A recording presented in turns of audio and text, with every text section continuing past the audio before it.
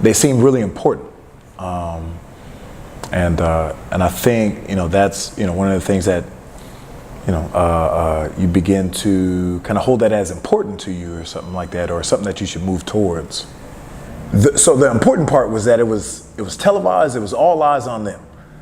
So there was something that they were doing that they were, they were a spectacle. They were, like they had the world's attention, and I think that begins to, once you observe that enough, that begins to be something that you kind of want,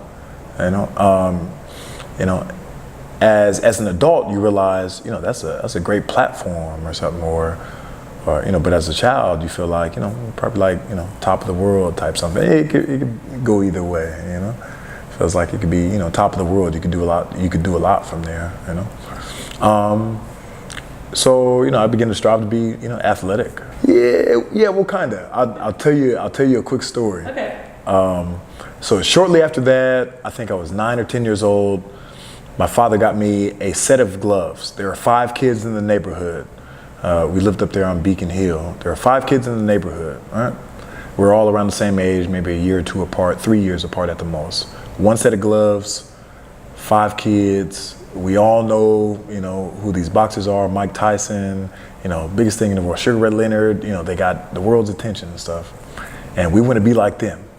So, we take turns, One of us would get the right glove, one of us would get the left glove, and we try to reenact what we're seeing out there and stuff like that. I was the youngest, so unfortunately, usually I got the left glove and stuff, and we kind of know how that goes. Your less dominant hand, it's kind of tough. Kind of tough going until you learn the ropes, But it was good. I thought it was, kind of being competitive in those ways and being creative in those ways were really important and stuff. And so, did a lot for us, like while we were young. It kind of planted a real seed in our minds when we were younger. Absolutely, but not when I was young. When I was young, the focus was on school. The focus was on, family, school, the neighborhood, and being a good son. I didn't quite make it to the ring until a little later on, until I got into my adult life, young adult life. But yeah, I definitely did, and it's probably taught me some of the greatest lessons that I have. Nothing like it, nothing like getting out there, and it's really working with your hands and feet there, in order to get those lessons, and kind of earn what you get out there. It's not. I would say you're right. You're absolutely right. I would even go so far as to say that it's 75, 85% mental. It's like playing chess. You got these pieces. Your legs, your hands, your body, your shoulders, your eyes. Your most important pieces. That's like the queen on the chessboard right there. Your eyes and your head. It's definitely a mental game. It's definitely about strategy. It's definitely about what you can make your opponent think, or what you can make your opponent do by using the physical. And absolutely, you're right. The greatest lessons that I received out of boxing and sports and physical sports are the intangibles. There's some of these things. There's no other way that I could have built those intangibles up. Definitely. Yeah, I miss that. I miss being my daughter being young enough to hold in one hand and stuff like that. That's a winner. But as far as my family goes, I have 2 older sisters. I'm the youngest in the family. I'm the boy. I'm the most handsome. I'm the cutest. I'm the smartest. The most modest.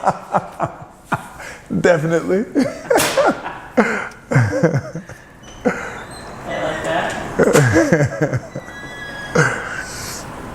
Yeah, my other 2. Yeah, my sisters stay close by. One of them does. My other one is in Washington, D.C. I go out there. I see her every year because I used to go to school out there in Baltimore, Morgan State University.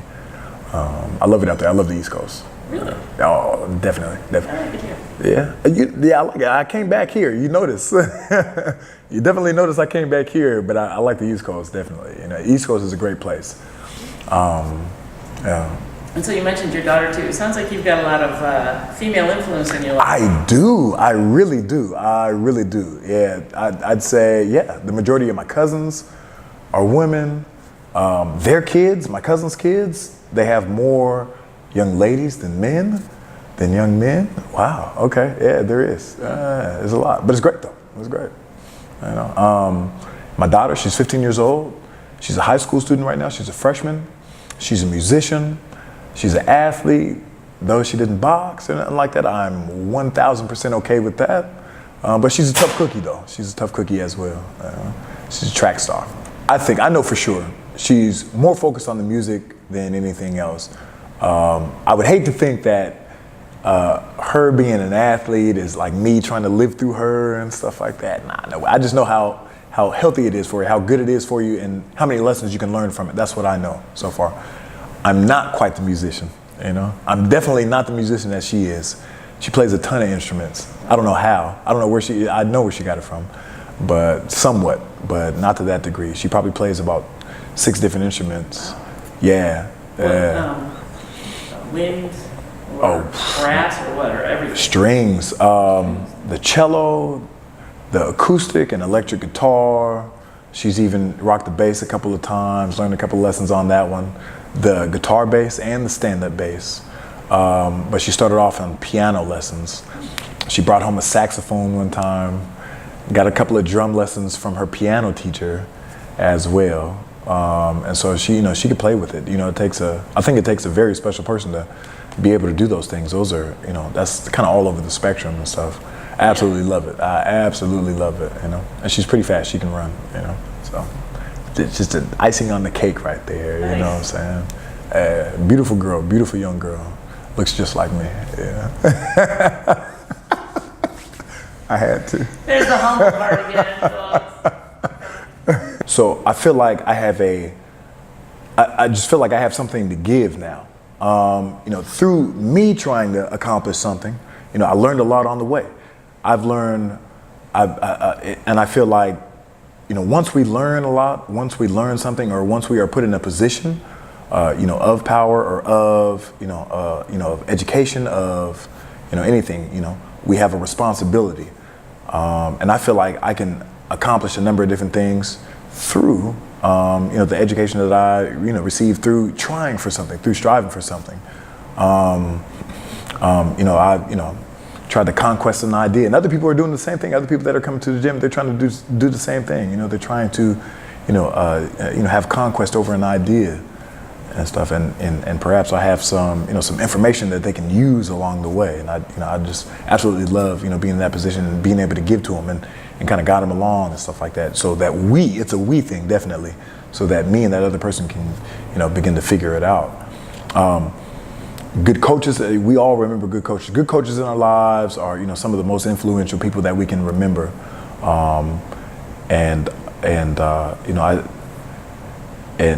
When we're in that position, I feel like I still have a responsibility to continue to learn and continue to give and stuff. So, my job isn't done just because I made it to be a coach, no way. My job is probably never done. I want to continue to be a coach. I want to continue to give and guide and bring people along, and kind of discover, with them. As far as my path to being a coach, I met Trisha a long time ago. Perhaps I want to say around 15 years ago or something like that. Maybe when I began slightly after I began boxing. She was a fun coach. She's fun now. She wasn't as, I don't remember her being as fun back then, but she was a great person, nonetheless, again, learned a lot of those great lessons from her. Somehow in between time, life takes us on different paths. I got disconnected from, Seattle and boxing for a short time, got back into it, found her again. And it was like, she welcomed me with open arms. It was great. And I feel like, I definitely feel like we're on that same vibe. We're learning, we're giving, we're, creating together and things like that. She's, definitely showed me the ropes about a lot of things about, the boxing industry and coaching. about being in community, more about that. I've worked in the community before, and I still do, but she's showing me new components to it, which is great, which I'm also incorporating into boxing, and we all of the coaches at Arcaro incorporate that, into our boxing style and our teaching style. So it's been a few years since we've been together now, working together now. Wow. So yeah. There's a lot I would tell my younger self. Oh goodness, but it's all good things. It's definitely all good things. Number one, I'd pat myself on the back. You know what I'm saying? I know you're doing your best. But there's even more that you can do. I'd tell my younger self to just go for it. Don't hesitate. No need. You'll be fine. Like no matter what happens, you'll be okay. And continue to just go for it. That's one thing that I learned from being in the ring and outside of the ring. That was one of the thoughts that that I had. That's how I remember my father. That was when I thought he wasn't listening to me.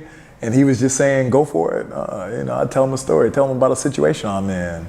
Oh, what should I do, Dad? Go for it. I'm like, are you even listening? But he was, and that's definitely advice. Do it. You'll be fine. You'll be even better afterwards. So that's definitely what I would tell my younger self. Just go for it. Okay. Well, I think I'm going. Do you tell your daughter what you would tell your younger self? Do you tell your daughter to go for it? What's funny? I do. I absolutely do. I tell her that she can never get in trouble if it's up to me. And I think she uses that to her advantage right now as a teenager. And it is tough. It is super tough. I think that's where I got all this right here from, all this gray hair. I'm so serious. But, but I absolutely love her. You know what I'm saying? Because of that, I love her, I mean, because of everything, but because she's, that tough type of person or something like that on me, I absolutely love it, Yes, that. Yeah, it is tough. But yeah, just, I feel like I'm going through a similar transition as well. I'm stepping away from one job to do what I absolutely love to do. It has been by chance, I found a journal that I began to write in since when my father had passed. Probably about, I can't even remember how long it was. It was probably about 10 years ago or something like that, or 11 or 12 years ago, I think, that my father had passed. And I began to write in that journal, and in that journal I began to write that some of the things that I wanted to do. And I found it just the other day, probably a couple of days ago, and I read through it. And some of those things are happening, or have happened. I became a professional. I bought a home. There's a couple other small marks, like benchmarks in there or something like that are in there that it doesn't really matter here or there, but it's happening. So I'm putting my energy towards those things are happening, and I love it. But yeah, I'm stepping away from one thing, and I'm going into this. I'm going into doing more of what I love to do, and what the heck took me so long, So.